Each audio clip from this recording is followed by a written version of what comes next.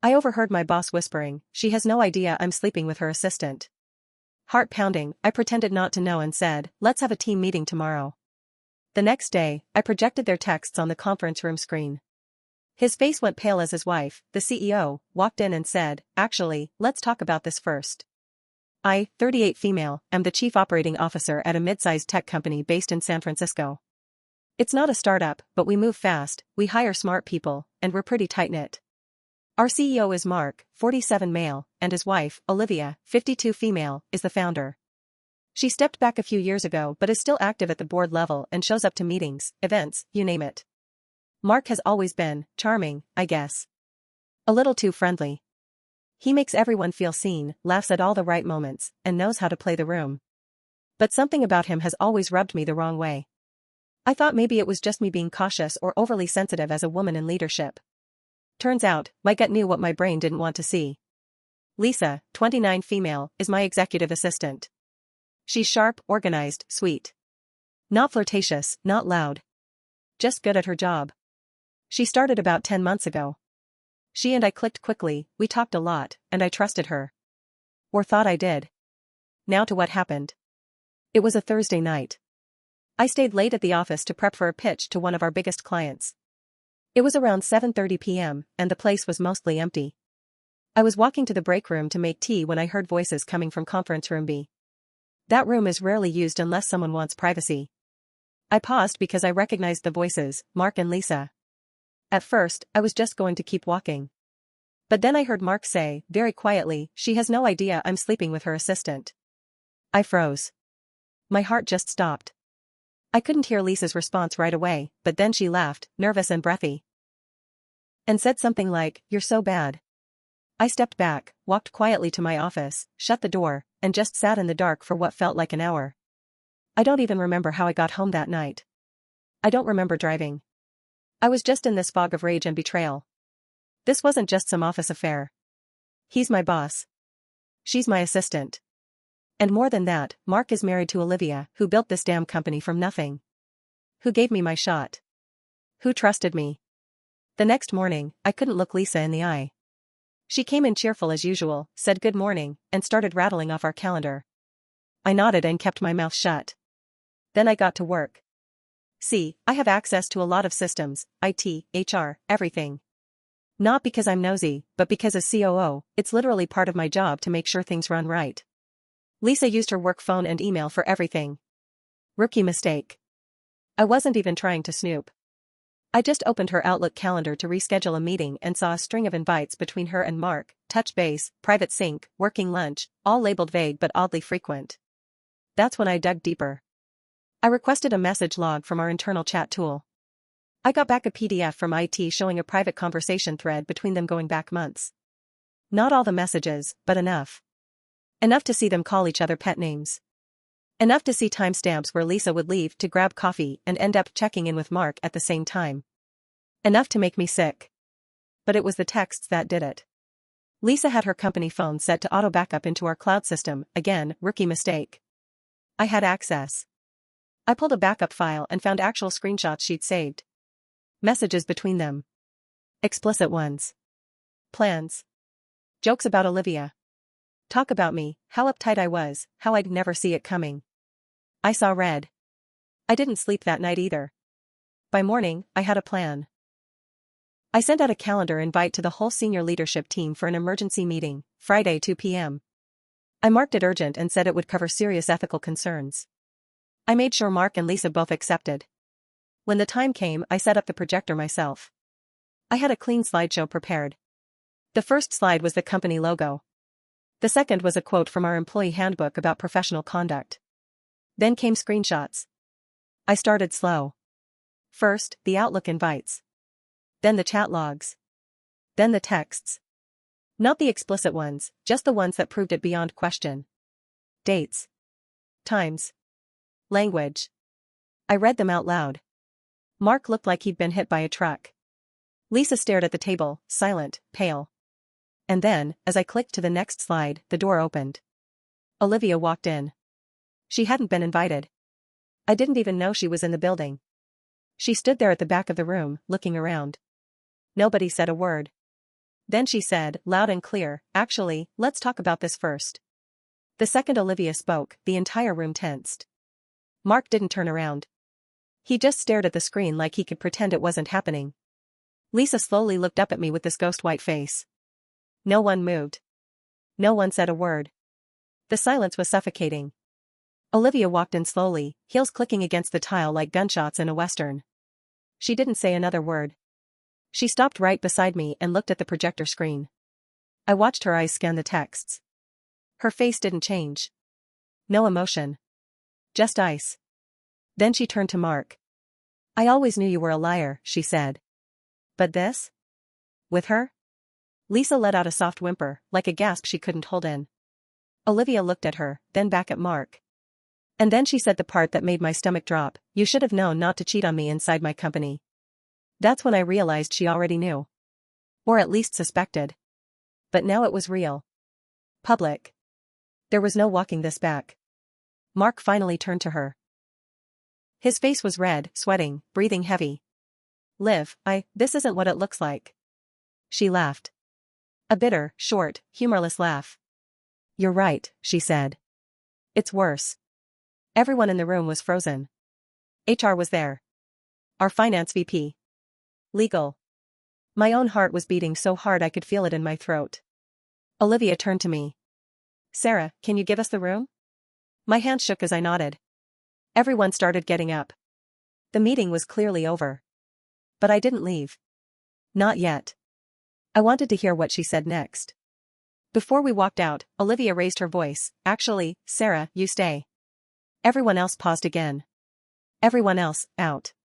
We all hesitated, but no one questioned her. One by one, the team filed out. The legal head looked like he wanted to say something, but he kept walking. Now it was just the four of us, me, Mark, Lisa, and Olivia. Olivia took a slow breath and said to me, tell me how long this has been going on. I didn't flinch. At least 4 months. Based on calendar logs, chat history, and the texts I found on the work phone. Lisa spoke for the first time. I didn't mean for it to happen. He said he was unhappy. I turned to her. He said that? What, you believed him? You know who his wife is. You know who signs your checks. Mark snapped then. This isn't your business, Sarah. No? I said. You screw my assistant, lie to your wife, and put the entire leadership team in an HR nightmare, and it's not my business? Lisa started crying. Mark said, she came on to me. And that's when Olivia lost it. She slammed her hand on the table so hard the projector shook. Don't you dare, she yelled. Don't you dare blame her. You're a grown man.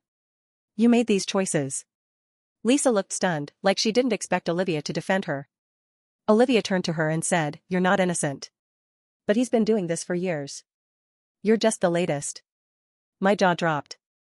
I looked at Mark, who looked like he was going to be sick. Then Olivia turned back to me and said, I need something from you. Anything, I said. She reached into her purse, pulled out a sealed manila envelope, and handed it to me. This is a signed order giving you temporary CEO authority while I take care of this. You're the only one I trust. I stared at it. Wait, what?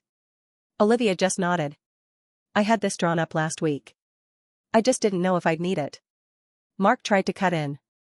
Liv, you can't, Mark, she said, voice like ice. Sit. Down. He sat. I didn't even know what to do. I just held the envelope in my hands like it was on fire.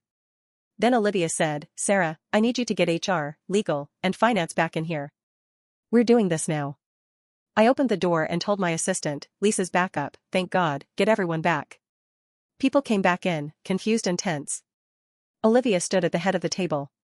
And then, the next twist. The CFO, Greg, walked in and sat down, looking annoyed. He leaned toward me and whispered, you're not going to believe this. Mark authorized a wire transfer this morning to a private account in the Caymans for $100,000. My mouth dropped open. What? Yeah, he said. And it wasn't approved through finance. I flagged it. I was coming to you after the meeting. Before I could react, Olivia looked at us and said, Greg, what is it? He stood up. We have a problem. Then he said it out loud. Mark tried to transfer $400,000 to a private offshore account this morning without approval. It was flagged by our system. The room exploded. People gasped. One of the lawyers muttered, "Oh my God." Mark stood up, yelling now. That wasn't theft. That was for consulting. Consulting? Olivia barked. You mean hush money? Mark's face fell. That's when Olivia turned to the room and said, "Lock down his access. Freeze all his accounts. And someone get security up here. Now." Security showed up about 5 minutes after Olivia gave the order. They weren't in a rush, just calm and professional, but they walked straight over to Mark and stood on either side of him like a wall. Mark wasn't yelling anymore. He was quiet now, like he realized he was done. But it was too late. Everyone had already seen the messages. Everyone heard the number, $400,000. Lisa was still crying, but it wasn't soft anymore. She was shaking, her head down in her lap. I should have felt some sympathy, but honestly, I didn't. She wasn't just a random intern. She knew exactly what she was doing.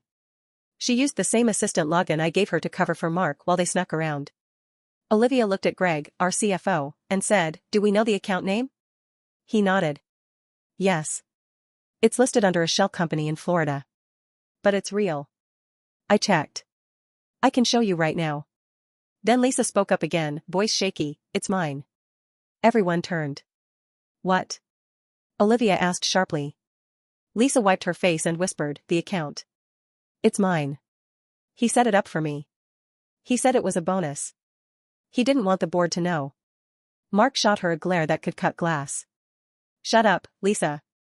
But it was too late. Lisa kept going. "He said if I kept everything quiet, I'd get a bonus and a raise in Q3. He said no one would ever know because his wife didn't check the small numbers." That line made Olivia close her eyes for a second. Like someone had just stabbed her in the heart. Greg raised his hand a little, like he was in court. "I want to make it clear. She's not lying. That money was headed to her." I said, "So he was trying to pay her to keep quiet and planning to promote her? Without approval?" Greg nodded. But then Olivia said something that changed everything. "Check the security footage from Monday. 7:30 a.m. Everyone looked confused, but Greg pulled out his phone and called IT. I asked her quietly, "What are we looking for?" She didn't look at me. She said, "I had a feeling something was going on. So I told IT to save footage from a few areas. Especially my office." "Wait. Her office? Why your office?" Olivia finally looked at me and said, "Because someone accessed my laptop Monday morning before the board meeting. I got an alert. I thought it was a glitch, until now." We all stared at Mark. And then it got worse. Greg got a text. He looked at it, then passed it to me. It was a still frame. Mark. Inside Olivia's office. On her computer. 7:28 a.m. 2 days before the texts were exposed. Before the wire transfer. Greg said, he logged in. Changed board notes. Deleted 2 emails. Olivia's face went stone cold. Then she walked right over to Mark. "You tried to erase the email I sent to the board. The one where I said I suspected you were hiding financials from me. You thought if you wiped it, I'd stay quiet." Mark didn't speak. Just stared at her like he wanted to disappear. But Olivia wasn't done. "You broke into my office. You accessed my machine. And you tried to wire money to your mistress." Lisa choked on a sob at the word mistress, but no one cared anymore. That's when I realized how far this had gone. This wasn't just an affair. This was fraud. Tampering.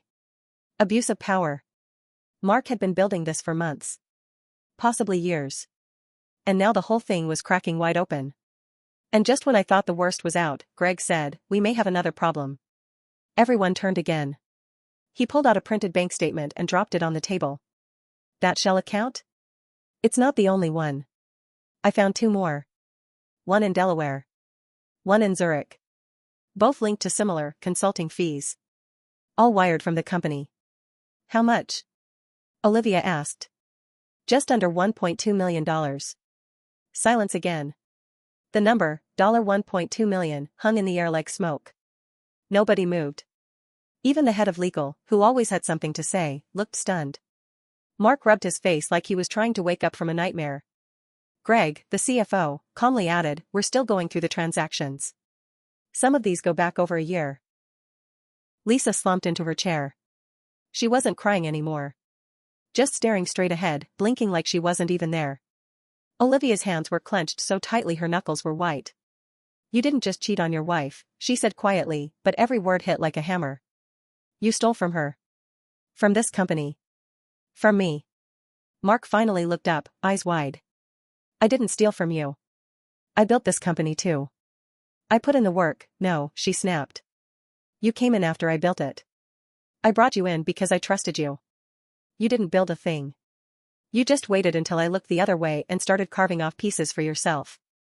He stood up suddenly. Security tensed.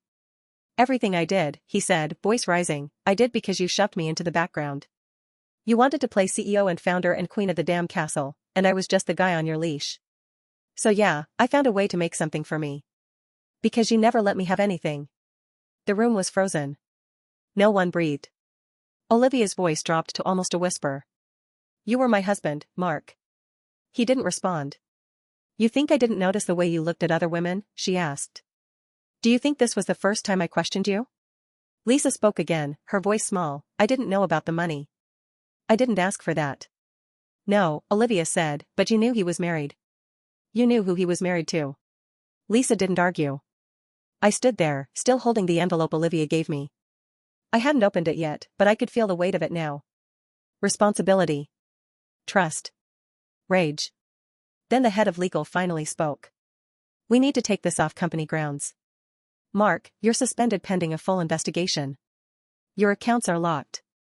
Do not attempt to contact any staff. We will send you documentation shortly. Mark tried to speak again, but security stepped forward. You need to come with us, one of them said. He hesitated. Then Olivia said, calmly but deadly. If you resist, I'll call the police and file theft charges tonight. He looked at her one last time. I loved you, he said. Her face didn't move. No, Mark. You loved yourself. Then he left. Lisa followed. Quiet. Broken. She didn't look at me once. Didn't even take her bag. One of the interns later handed it to security. The door clicked shut behind them. And the room just sat there. No one moved. No one spoke. Like we were trying to unhear everything. Greg finally broke the silence. That was the worst meeting I've ever been in. And I've been audited. That got a small, nervous laugh. The tension broke for just a moment. Then Olivia turned to me and said, You saved this company. I shook my head. I didn't save it. I just couldn't let it rot from the inside. She nodded. We didn't hug. We didn't cry. We just looked at each other and understood. Over the next few weeks, everything changed. Lisa never came back. She was offered the option to resign quietly. I don't know where she went, and I didn't ask. Mark lawyered up. Tried to say it was all a misunderstanding. Tried to claim emotional abuse, financial stress, whatever excuse he could spin. But with the evidence on our side, it didn't work. Olivia filed for divorce and launched a full forensic audit. The board backed her. Fully. I opened the envelope. Interim CEO. Just like she said. It's been 3 months now. I'm still running the company. Olivia checks in but mostly leaves it to me. She said she needs space. Time. Me? I'm tired. Not just from the work, but from the betrayal. From learning how people you trusted, people you literally had lunch with yesterday, were doing things behind your back that could destroy everything. I've had sleepless nights. I've wondered if I missed signs. I blamed myself more than I should. But I also learned something. You don't have to catch someone in the act to know something is wrong. If your gut is screaming, listen. Silence isn't protection, it's permission. And if you're ever faced with the chance to speak up or stay quiet, speak. Even if your hands shake. Even if your voice cracks. Because the truth? The truth can burn everything down, but it also sets you free.